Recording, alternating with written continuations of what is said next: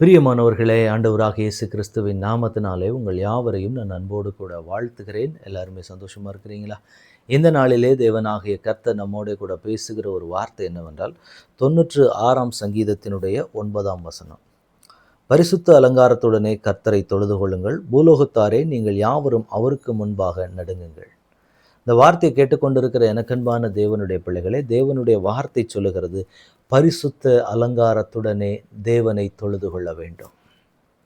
பொதுவாக இந்த வார்த்தை எல்லா ஆலயங்களிலேயும் எழுதப்பட்டிருக்கும். பரிசுத்த அலங்காரத்துடனே தேவனை தொழுது கொள்ளுங்கள். அப்ப ஆலயத்திற்கு நாம் ஆண்டவருடைய சமூகத்தில் செல்லும்போது ஒரு அலங்காரத்தோட நாம் செல்லுவோம்.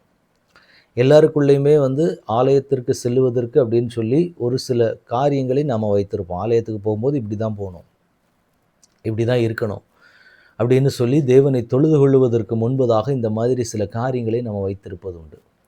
அப்போ அதில் ரொம்ப முக்கியமான ஒன்று என்ன பண்ணணும் அப்படின்னா, பரிசுத்த அலங்காரத்துடனே தொழுது கொள்ளுகிற ஒரு அனுபவம். நான் பரிசுத்த அலங்காரத்துடனே ஆண்டவருக்கு முன்னாடி போய் நிற்கணும் அப்படிங்கிறத தேவன் எதிர்பார்ப்பார். ஏன்னா நான் ஆராதிக்கிற தேவன் பரிசுத்தர். நான் பரிசுத்தராய் இருக்கிறதை போல நீங்களும் பரிசுத்தராய் இருங்கள் என்று சொல்லி வேதம் நமக்கு காண்பிக்கிறது. அப்போ பரிசுத்தத்திற்கென்றே தேவன் நம்மை அழைத்திருக்கிறார் என்று வேதம் நமக்கு காண்பித்து கொடுக்குற காரியங்களை எல்லாம் நம்ம பார்க்கிறோம். அப்போ இது எல்லாம் நம்ம கண்களுக்கு முன்பாக நிற்கும்போது நம்ம எதை பார்க்கிறோம் அப்படின்னு சொல்லி பார்த்தீங்கன்னா, தேவனுடைய சமூகத்துக்கு முன்பதாக நம்ம போகிற பாதையில் நாம் இருக்கிற சூழ்நிலைகளில் எல்லாம் பார்க்கும்போது பரிசுத்த அலங்காரம் எனக்குள்ளாக எப்படி காண்பிக்கப்படுகிறது. சரீரப்பிரகாரமான அலங்காரம் நமக்கு எல்லாமே இருக்குது. ஆனால் பரிசுத்தத்தின் அலங்காரம் நமக்குள்ளாக காணப்படுகிறதா? நான் தேவனை தொழுது கொள்ள போகிற நேரத்தில் எல்லாமே எனக்குள்ள ஒரு பரிசுத்த அலங்காரம் கண்டிப்பாக தேவை. பரிசுத்தத்தை நான் அலங்கரிப்பாய் கொள்ள வேண்டும். இதை தேவன் நம்மிடத்தில் எதிர்பார்க்கிறார். ஏன்னா நான் ஆராதிக்கிற தேவன் பரிசுத்தர். அவர்கிட்ட ஒரு இருளுமே கிடையாது. அவர் முழுவதும் பரிசுத்தமான ஒரு அப்போ பரிசுத்தமான ஒரு தேவனை நான் ஆராதிக்க போகிறேன்னா அதுக்கு நான் எப்படி பரிசுத்தமாக இருக்கணும்? கொஞ்சம் யோசிச்சு பாருங்க பார்ப்போம். அப்போ தேவன் இன்றைக்கு நம்மக்கிட்ட எதிர்பார்க்கிற ஒரு காரியம், அவர் பரிசுத்தராய் இருக்கிறது போல நானும் பரிசுத்தராய் காணப்பட வேண்டும். அப்போ எனக்குள்ள அசுத்தங்கள் இருக்குமானால் இது என் தேவனை நான் இருதயத்தின் ஆழத்திலிருந்து அன்பாய் நான் தொழுது கொள்ள முடியாது. ஏன்னா அவர் பரிசுத்தமான ஒரு தேவன். பரிசுத்த இருதயத்தோடு பரிசுத்த உள்ளத்தோடு நான் ஆராதிக்கிற அந்த ஆராதனையினுடைய சத்தத்தை மாத்திரமே என் தேவன் கேட்பார். இல்லைன்னா அசுத்தத்தோடு நான் ஆண்டவருடைய சமூகத்தில் போய் நிற்கும்போது பாவத்தை குறித்தும் நீதியை குறித்தும் எந்த ஒரு இதுவுமே இல்லாமல் நான் கர்த்தருக்கு முன்னாடி போய் நிற்கிறேன் அப்படின்னா என் தேவன் என்னுடைய ஜெபங்களையோ என்னுடைய துதிகளையோ தேவன் அங்கீகரிக்க மாட்டார். ஆண்டவருக்கு வேண்டியது பரிசுத்த உள்ளத்தோட கூட நான் ஆராதிக்க வேண்டும். ஐயோ, என்னால் பரிசுத்தமாக வாழ்கிறதுக்கு நான் தடுமாறுற நிறைய நேரங்களில். அப்போ என்னுடைய துதியும் என்னுடைய ஜெபமும் கேட்கப்படாதா அப்படின்னா ஆண்டவரை நோக்கி பார்க்கு. நான்லாம் பாவி கிடையாது அப்படின்ற ஒரு உணர்வில்லாதவனுடைய காரியங்கள் தான் ஏற்றுக்கொள்ளப்படாது. ஐயோ, நான் பரிசுத்தமாக வாழணும், தேவனுக்கு முன்பாக நிற்கும்போது நான் பரிசுத்தமாக நிற்கணும்னு நான் விரும்புகிறேன். ஆனால் இருக்கிற சூழ்நிலைகளை பார்க்கும்போது அப்படிப்பட்ட சூழ்நிலைகள் இல்லைன்னு நினைக்கக்கூடியவர்களுக்காக தான் நான் சொல்லி கொண்டிருக்கிற காரியம்.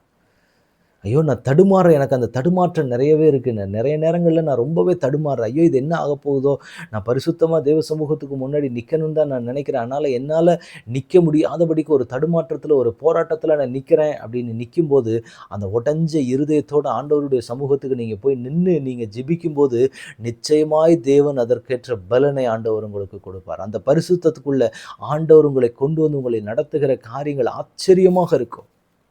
அப்போ ஆண்டவர் இன்றைக்கு உங்களுக்கும் எனக்கும் ஒரு காரியத்தை கற்றுக் கொடுக்கிறார். என்ன அப்படின்னு பார்த்தீங்கன்னா, ரொம்ப ஆழமான ரொம்ப அழகான ஒரு ரகசியத்தை ஆண்டவர் கற்றுக் கொடுக்கிறாரு. பரிசுத்த அலங்காரத்துடனே நாம தொழுது கொண்டால் நிச்சயமாக தேவன் நம்மத்திலே உலாவி வருவது நிச்சயம். ஒரு சில பரிசுத்தவான்கள் கூடி ஆராதிக்கும் போது பார்த்தீங்கன்னா, அவங்க கூடி ஜெபிக்கும் போது சரி, ஆண்டவருடைய பிரசன்னம் அந்த இடத்துல பயங்கரமாக நிரம்பி இருக்கிறதை நாம் காண முடியும். ஏன்னா பரிசுத்தத்திற்கு அவ்வளோ ஒரு வேல்யூ உண்டு. பரிசுத்தம் தான் ஒரு தேவனுடைய பிள்ளையினுடைய பலனாய் காணப்படுகிறது. அப்போ ஆண்டவருடைய சமூகத்துக்கும் ஆலயத்துக்கும் போகிறதுக்கு முன்னாடி நம்மை பரிசுத்தப்படுத்தி கொள்ள வேண்டியது அவசியம்.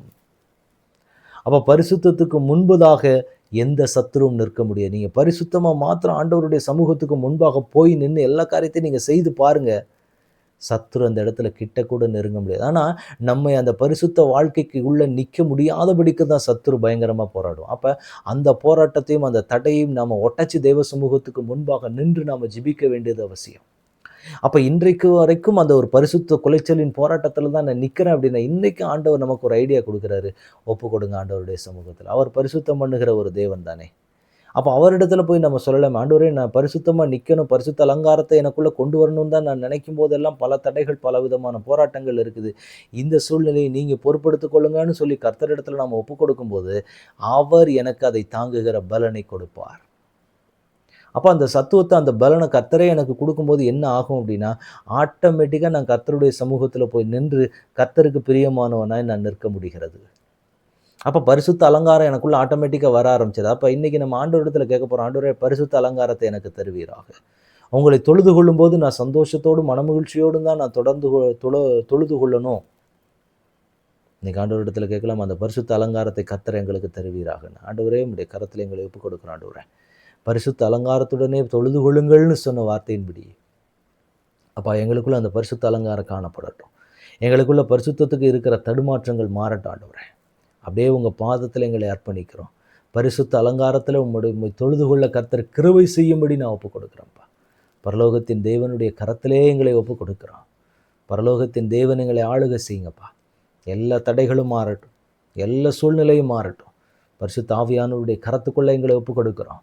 ஆண்டவரே நீர் விரும்புகிற பரிசுத்தத்தை எங்களுக்கு கொடுத்து நடத்தும்படி உம்முடைய பாதத்தில் அர்ப்பணிக்கிறோம்ப்பா. ஆளுகை செய்யுங்க, வழி நடத்துங்க. இயேசு கிறிஸ்துவின் நாமத்தில் ஜெபம் கேளும் எங்கள் நல்ல பிதாவே. ஆமென், ஆமென், ஆமென். God bless you.